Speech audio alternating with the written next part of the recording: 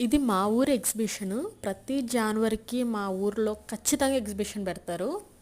అన్ని రకాల గేమ్స్ ఉంటాయి ఇక్కడ. జెయింట్ విల్లు, బ్రేక్ డ్యాన్సు, ఇంకా ఏంటంటే ఆ పేర్లు కూడా నాకు సరిగ్గా తెలియదు. చిన్నపిల్లలకు ఉంటాయి బాగా బెలూన్స్ నుంచి జారేవి, ఎగిరేవి, ఆ, చిన్న ట్రైన్లు ఉంటాయి, పెద్ద పెద్ద ట్రైన్లు ఉంటాయి, చాలా రకాలు ఉంటాయి. నేను ఈసారి బ్రేక్ డ్యాన్స్ ఎక్కాను, ఒక్కటే ఎక్కాను. ఆ ఒక్కదానికే నా మెడలు ఇంకా పట్టేశాయి. బ్రేక్ డ్యాన్స్ అంటే ఒక చైర్లో కూర్చోబెడతారు, అటు ఇటు ఇటు అటు తిప్పుతూనే ఉంటారు, ఇంకా మన మెడలన్నీ పట్టేసుకుంటాయి.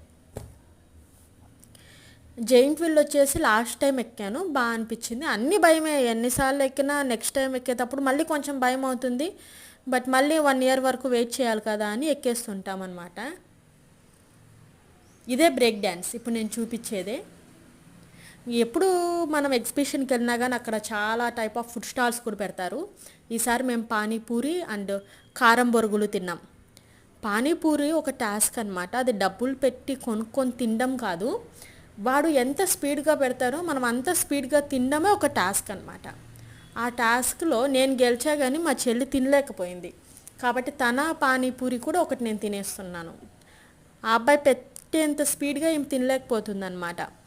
మీ యొక్క ఎక్స్పీరియన్సెస్ ఎలా ఉన్నాయి ఎగ్జిబిషన్లో? కామెంట్ చేయండి please. Like, share, subscribe, comment. Bye.